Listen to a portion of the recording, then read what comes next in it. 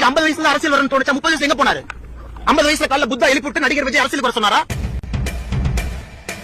சரியான பதில். அதுக்கு ஆன்சர் பண்ணாம விட்டுற முடியுமா? எங்க தாவேகா தலைவர் விஜய் அவர்கள் 30 வயசு வரைக்கும் என்ன பண்ணிட்டு இருந்தாருன்னு ஒரு சின்ன பிளாஷ்பேக் பாத்துருங்க.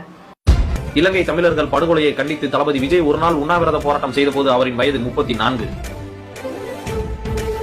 தமிழக மீனவர்கள் இலங்கை கடற்படையால் சுட்டுக் கொள்வதை கண்டித்து தளபதி விஜய் நாகையில் ஆர்ப்பாட்டம் நடத்திய போது அவரின் வயது 36.